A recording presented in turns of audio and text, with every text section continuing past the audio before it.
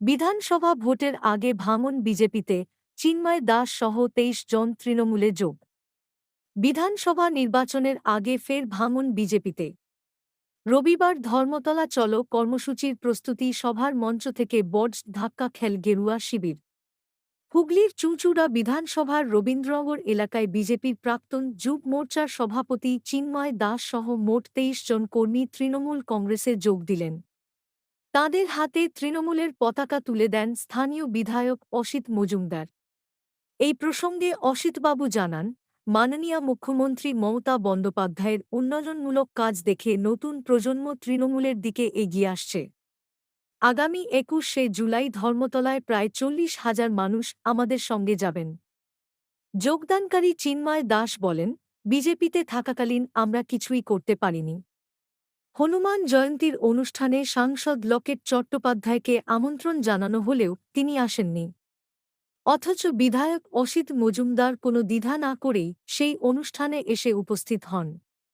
তিনি মানুষের নেতা, মানুষের পাশে থাকেন। তাই আজ তৃণমূলে যোগ দিলাম। চিন্ময় দাস আরও বলেন, রাম কারোর বাবার সম্পত্তি নয়।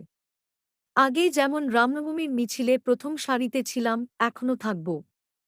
রাজনৈতিক মহলের মতে, ভোটের আগে এই ভাঙন বিজেপির কাছে বড় ধাক্কা। আমরা মঞ্চে আসার জন্য অনুরোধ করছি। আমি যাদের নামগুলো পড়ে শোনালাম, চিন্ময় দাসের নেতৃত্বে আপনারা সবাই চলে আসুন। জয় বাংলা, জয় বাংলা, জয় বাংলা। চিন্ময় দাসের নেতৃত্বে আজকে প্রায় ২৩ জন বিজেপি কর্মী এবং নেতৃবৃন্দ আজকে জয়েনিং করছেন মাননীয় বিধায়ক শ্রী অসিত মজুমদারের হাত দিয়ে। মমতা ব্যানার্জির আদর্শে আদর্শিত হয়ে পতাকা তুলে দিচ্ছে। বন্দে মাতরম, বন্দে মাতরম, জিন্দাবাদ,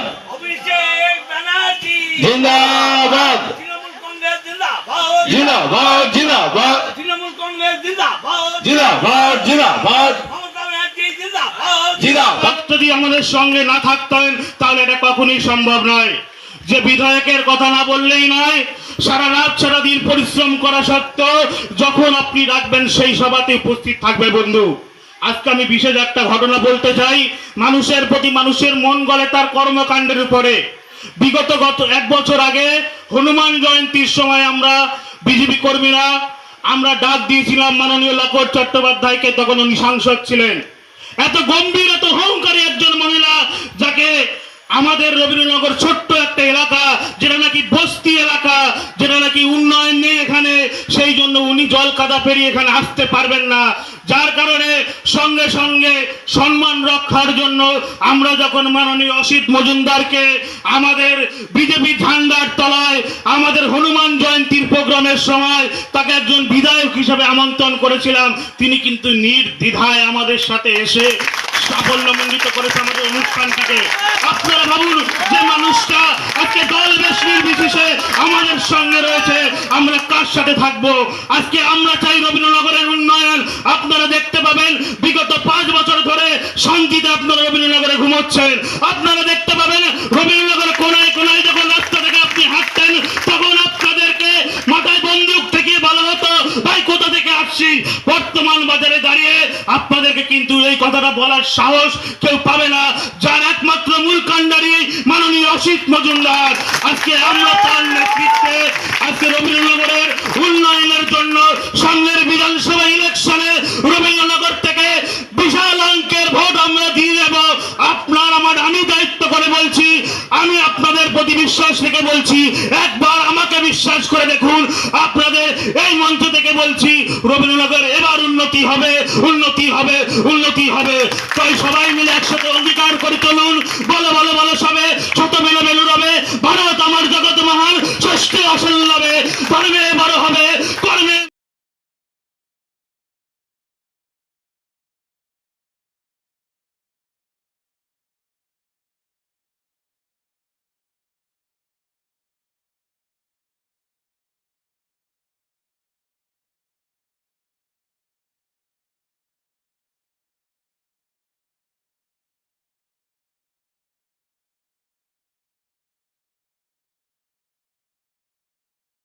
কংগ্রেসকে দরকার, তাই ওরা বুঝতে পেরে আমাদের দলের সভাপতি এবং উপপ্রধান সঙ্গে এই রবীন্দ্রনগর অঞ্চলের যারা আমাদের দলের মেম্বার মঙ্গল থেকে সঞ্জীব থেকে যারা দায়িত্ব নিয়ে কাজ করে তাদেরকে অনুরোধ করে যে ওরা তৃণমূল কংগ্রেসে মমতা ব্যানার্জির পাশে থেকে কাজ করবে এবং রবীন্দ্রনগরের উন্নয়ন করবে।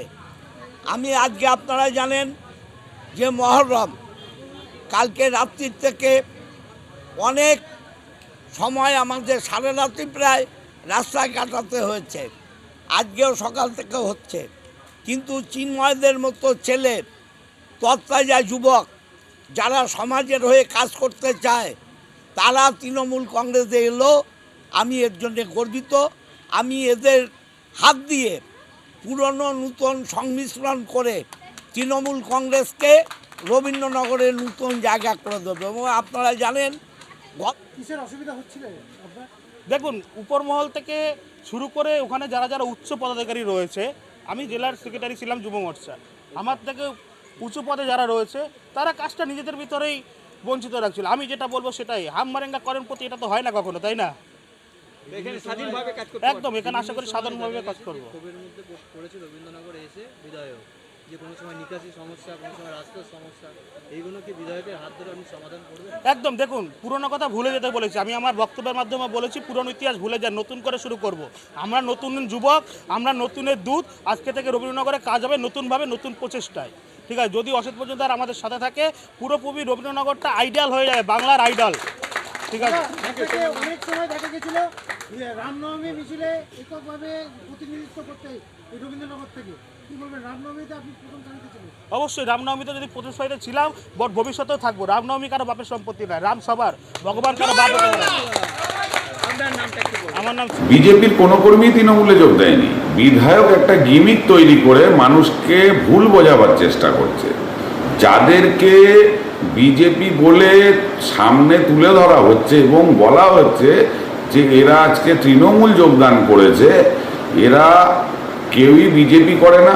হতে পারে বিজেপির ভোটার বা বিজেপির সমর্থক, একসময় বিজেপিকে হয়তো ভোট দিয়েছিল, সুযোগ সুবিধা ছাড়া হয়তো এরা কিছু বোঝে না, তাদেরকে আজকে দলের পতাকা ধরিয়ে দিয়েছে, এছাড়া আর অন্য কিছু নয়।